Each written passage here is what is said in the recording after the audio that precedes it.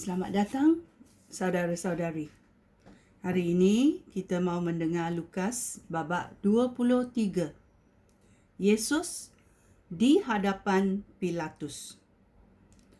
Semua anggota majlis bangkit lalu membawa Yesus ke hadapan Pilatus. Di situ mereka mula menuduh dia dan berkata, "Kami dapati orang ini menyesatkan rakyat. Dia menghasut orang ramai supaya tidak membayar cukai kepada Kaisar dan dia mengaku dirinya sebagai Kristus, seorang raja." Pilatus bertanya kepada Yesus, "Betulkah kamu raja orang Yahudi?"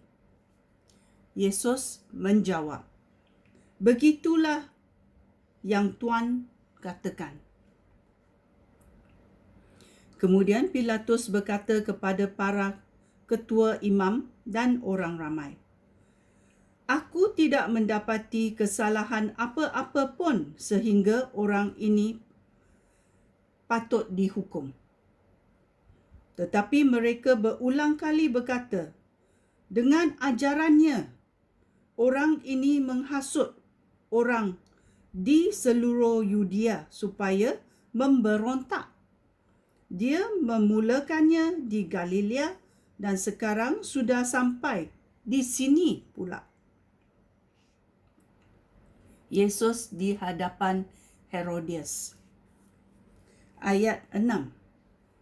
Ketika mendengar hal itu, Pilatus bertanya, "Adakah orang ini orang Galilea?" Apabila Pilatus mengetahui bahawa Yesus berasal dari daerah yang diperintah oleh Herodias, dia menyuruh orang menghantar Yesus kepada Herodias. Ketika itu, Herodias juga di Yerusalem. Herodias sangat gembira ketika nampak Yesus, kerana sudah lama dia mendengar perihal Yesus dan ingin melihat Yesus. Herodias berharap dapat menyaksikan Yesus melakukan mujizat. Oleh itu, Herodias mengajukan banyak pertanyaan kepada Yesus. Tetapi Yesus tidak menjawab sepatah pun. Semua ketua imam dan guru Taurat yang di situ maju ke hadapan dan mendakwa Yesus dengan berbagai-bagai tuduhan yang berat. Herodias dan askar-askarnya mempermainkan serta menghina Yesus. Mereka mengenakan jubah yang indah pada Yesus, lalu mengembalikan Yesus kepada Pilatus. Mulai hari itu, Herodias dan Pilatus bersahabat. Dahulunya mereka bermusuhan. Yesus dijatuhkan hukuman mati. Ayat 13. Pilatus mengumpulkan para ketua imam, pemimpin dan orang ramai. Dia berkata kepada mereka, "Kamu membawa orang ini kepada aku dan berkata bahawa dia menyesatkan rakyat. Aku sudah menyoal dia di sini di hadapan kamu dan tidak mendapati kesalahan apa-apa pun sebagaimana yang kamu tuduhkan kepadanya." Herodias pun berpendapat demikian, kerana dia menghantar Yesus kembali kepada kami. Orang ini tidak melakukan sesuatu pun sehingga dia patut dijatuhkan hukuman mati. Oleh itu, aku menyuruh orang mencampuk dia, lalu membebaskan dia. Pada tiap-tiap perayaan Paskah, Pilatus harus membebaskan seorang tahanan untuk rakyat. Semua orang di situ berseru, "Bunuhlah dia!" bebaskan Barabas untuk kami. Barabas dipenjarakan kerana terbabit dalam pemberontakan yang berlaku di kota dan kerana pembunuhan. Pilatus hendak membebaskan Yesus. Oleh itu, Pilatus berseru lagi kepada orang ramai. Tetapi mereka berseru, salibkan dia, salibkan dia. Lalu, untuk kali ketiga, Pilatus berkata kepada mereka, tetapi apakah kesalahannya? Aku tidak mendapati kesalahan apa-apa pun pada orang ini sehingga dia patut dijatuhkan hukuman mati. Aku akan menyuruh orang mencampur dia, kemudian membebaskan dia. Tetapi mereka terus-menerus berseru dengan sekuat tenaga bahawa Yesus harus disalibkan, dan akhirnya mereka berjaya. Pilatus menjatuhkan hukuman mati kepada Yesus sesuai dengan kehendak orang ramai. Kemudian Pilatus membebaskan orang yang dikehendaki mereka, orang yang dipenjarakan kerana terbabit dalam pemberontakan dan pembunuhan. Setelah itu, Pilatus menyerahkan Yesus kepada mereka untuk diperlakukan dengan sesuka hati. Yesus disalibkan. Ayat 26. Askar-askar itu membawa Yesus pergi. Lalu di tengah-tengah jalan, mereka berjumpa dengan seorang bernama Simon yang berasal dari Kirene. Dia sedang memasuki kota. Askar-askar itu menangkap dia, lalu memasang dia memikul salib Yesus dan berjalan di belakang Yesus. Banyak orang mengikut Yesus dan antara mereka ada beberapa orang wanita yang menangisi dan meratapi Yesus. Yesus berpaling kepada mereka dan berkata, "Wanita-wanita Yerusalem, janganlah tangisankan aku. Tangisilih diri kamu sendiri dan anak-anak kamu. Tangislah diri kamu sendiri dan anak-anak kamu. Masanya akan tiba apabila orang berkata, alangkah bertuahnya wanita yang tidak pernah mengandung, yang tidak pernah melahirkan dan menyusukan bayi.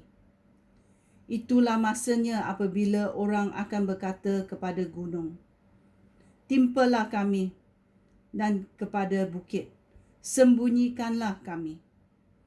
Jika demikian yang dilakukan mereka terhadap kayu yang masih hijau, apa pula yang akan dilakukan mereka terhadap kayu yang kering?" Ada pula 2 orang penjahat yang akan disalibkan bersama-sama Yesus. Apabila tiba di tempat yang disebut tengkorak, mereka menyalibkan Yesus dan kedua-dua orang penjahat itu. Seorang di sebelah kanan Yesus dan seorang lagi di sebelah kiri Yesus. Yesus berkata, "Ya Bapa, ampunilah mereka. Mereka tidak mengetahui apa yang dilakukan oleh mereka." Pakaian Yesus dibahagi-bahagikan antara mereka sendiri dengan membuang undi. Semua orang yang berdiri di situ memandang sahaja. Tetapi para pemimpin orang Yahudi mengejek Yesus dengan berkata, "Dia telah menyelamatkan orang lain. Jika dia benar-benar penyelamat yang dipilih oleh Allah. Biarlah dia menyelamatkan dirinya sendiri. Askar-askar juga menyejek Yesus.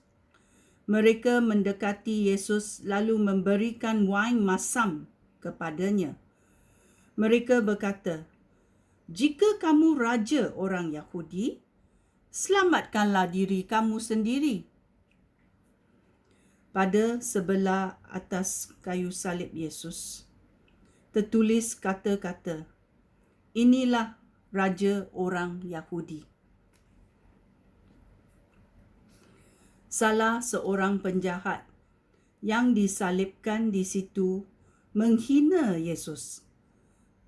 Dia berkata, "Bukankah kamu penyelamat yang diutus oleh Allah? Selamatkanlah diri kamu sendiri dan juga kami." Tetapi penjahat yang seorang lagi menegur dia dan berkata, "Tidakkah kamu takut akan Allah? Kita semua sudah dihukum mati. Hukuman kita berdua memang setimpal dengan perbuatan kita." Tetapi orang ini tidak bersalah. Lalu dia berkata kepada Yesus, "Ya Yesus,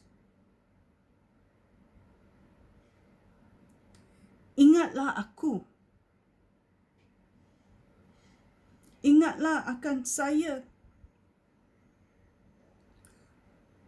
apabila Tuhan menjadi raja."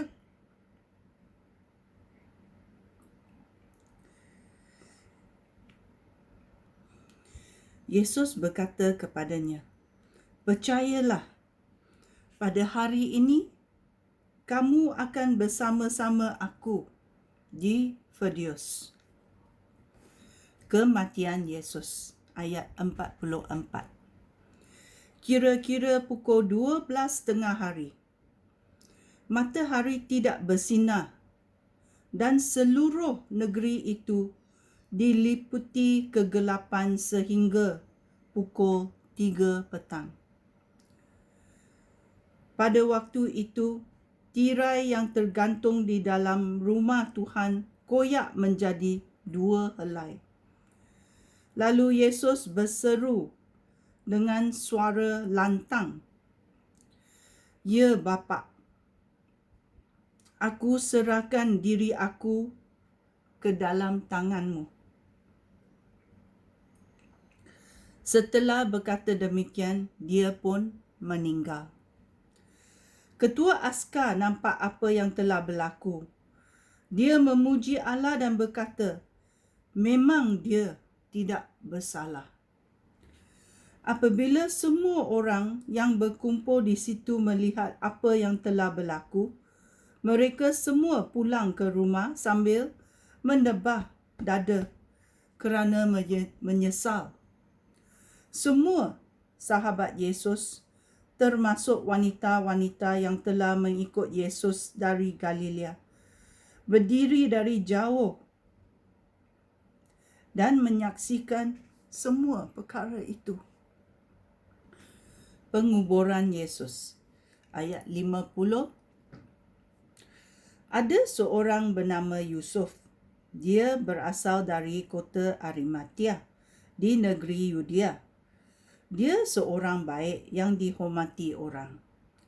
Dia sedang menantikan masanya Allah mula memerintah. Meskipun dia anggota majlis agama, dia tidak bersetuju dengan keputusan dan tindakan majlis itu. Dia menghadap Pilatus dan meminta jenazah Yesus. Dia menurunkan jenazah Yesus dari salib, lalu membalutnya dengan kain linen. Setelah itu dia meletakkan jenazah Yesus di dalam kubur yang dipahat pada sebuah bukit batu. Kubur itu belum pernah digunakan. Hari itu hari Jumaat dan hari Sabat, hampir bermula. Wanita-wanita dari Galilea yang datang dengan Yesus mengikuti Yusuf. Mereka nampak kubur itu dan melihat bagaimana jenazah Yesus diletakkan di dalamnya. Setelah itu mereka pulang, lalu menyediakan jamuan, ramuan dan minyak wangi untuk jenazah Yesus. Pada hari Sabat, mereka berhenti bekerja untuk mentaati perintah Taurat. Ini adalah peristiwa yang berlaku kepada Yesus dalam cerita Berita Baik Lukas babak 23. Sekian, terima kasih. Shalom.